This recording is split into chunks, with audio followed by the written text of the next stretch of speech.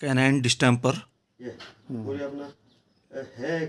कुत्तों की एक बीमारी है जो विषाणु जनित बीमारी है, वायरल इन्फेक्शन है। इसमें कुत्तों में आप देख सकते हैं इस तरह के फिट्स पड़ते हैं, लेकिन ये क्रोनिक स्टेज में पड़ते हैं और आज हम इसी के बारे में जानकारी लेंगे। तो ये फिट्स शरीर के किसी भी अंग में हो सकते हैं, जैसे आपने इसके पैरों में देखा, और अभी इसके जो लोअर जो है निचला जबड़ा है उसमें भी मूवमेंट है। अभी तो कम करा, लेकिन पहले बहुत ज़्यादा था। नहीं गया अभी वो। अब जीभ जो भी वो पूरी ऐसे लपा रही है। Hello again, I am doctor Manish Singh Negi. आज हम बात करेंगे कैनाइन डिस्टेम्पर के बारे में। कैनाइन डिस्टेम्पर वायरस जो है ये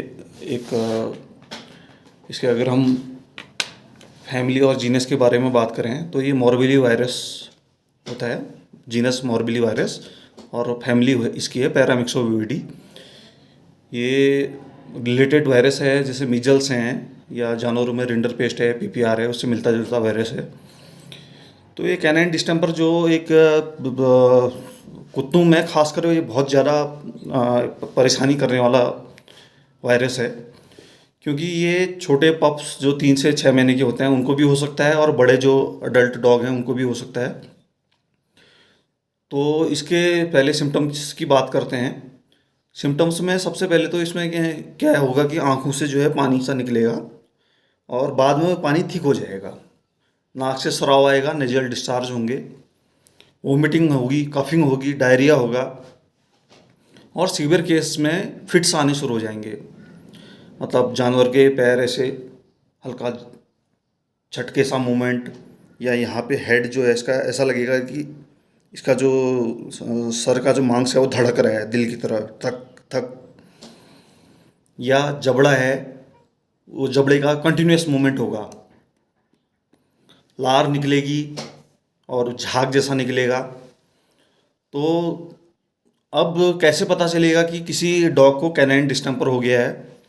तो उसके लिए एक तो उसके सिम्टम देखे जाते हैं, दूसरा इसमें क्लिनिकल टेस्ट आते हैं। अब जनरली जो है कैनाइन डिस्टेम्पर एक विषाणु जनित बीमारी है और इसका कोई इलाज नहीं है, इसलिए जो इसका इलाज है वो सिम्टोमेटिक ट्रीटमेंट ही है। अगर कोई हमसे ये पूछे कि साहब हमारे कुत्ते को कैनाइन डिस्टेम्पर हो गया तो क्या उसकी बचने की उम्मीद है? कुछ मामलों में बचने की उम्मीद है। ये डिपेंड करता है कि डॉग्स की इम्यूनिटी कितनी है, कि वो बीमारी से लड़ने की क्षमता कितनी है उसकी। इसके इलाज में जनरली सिम्प्टोमेटिक ट्रीटमेंट ही किया जाता है इसका। तो सिम्प्टोमेटिक ट्रीटमेंट में जैसे वोमिशन हो रहा है तो एंटीएमेटिक एंटासिड्स दिए जाते हैं। फीवर इसमें होता है तो एंटीपायरेटिक लगाते हैं, बुखार की इंजेक्शन, गोलियां।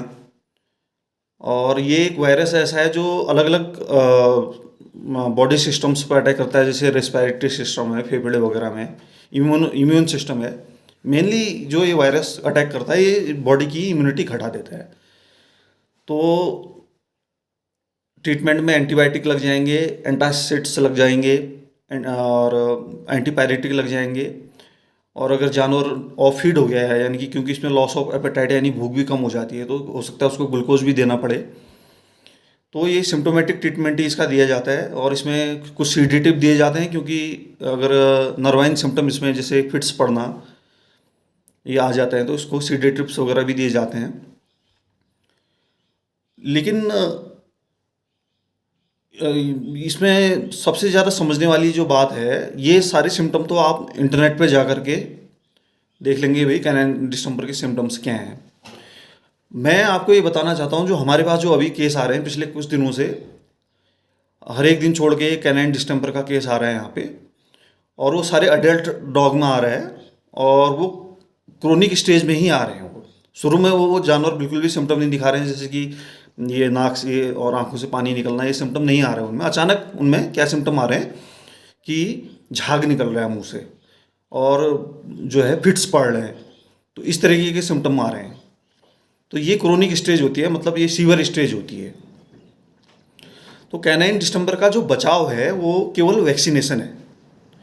जिस तरीके से कुछ बीमारियां ऐसी हैं जिनका केवल कोई इलाज नहीं होता है, उनका टीकाकरण ही उनका इलाज होता है, वैक्सीनेशन ही इलाज होता है, ऐसे ही कैनाइन डिस्टेम्पर का भी इलाज केवल वैक्सीनेशन ही होता है।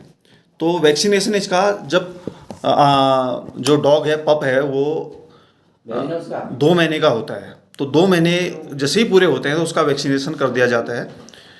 ये वैक्सीन अकेले कैनाइन डिस्टेंपर के नाम पे नहीं आती है, ये 7-in-1 या 9-in-1 इंजेक्शन के साथ आती है, जिसमें और भी वायरस होते हैं, parvo virus, canine adeno virus, canine corona virus. तो उनके साथ जो हैं ये उनके साथ में ये 2 महीने का जब आपका डॉग होता है, पिल्ला होता है, उसमें लग जाता है। फिर 1 महीने बाद इसे रिपीट करना पड़ता है और हर साल इसको रिपीट करना पड़ता है।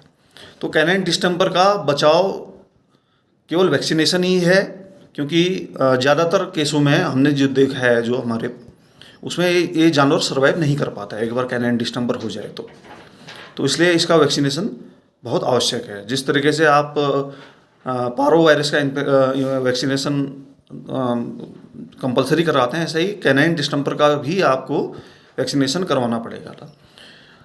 पिछली पोस्टिंग जहाँ पे मेरी थी, वहाँ पे अचानक जो है ये कैनाइन डिस्टेंपर के केस बहुत ज़्यादा आने लगे। तो मैंने अपने साथी वेटनरियन से या अपने सीनियरों से इस बारे में डिस्कस किया, तो उन्होंने कहा हाँ, हमारे वहाँ भी इस तरह के इंसिडेंट्स हुए कि लगातार जो है कैनाइन डिस्टेंपर के केसेज आ रहे हैं। तो उन्होंने कहा कि मैंने एक अभियान चलाया है कि हम इसका वैक्सीनेशन के लिए लोगों को प्रेरित करें।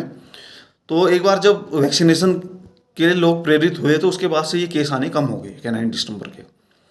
तो वैक्सीनेशन ही इसका केवल बचाव है। ऐसी और आपको जानकारियाँ आगे भी मिलती रहेंगी। चैनल को सब्सक्राइब कीजिए, लाइक कीजिए। धन्यवाद।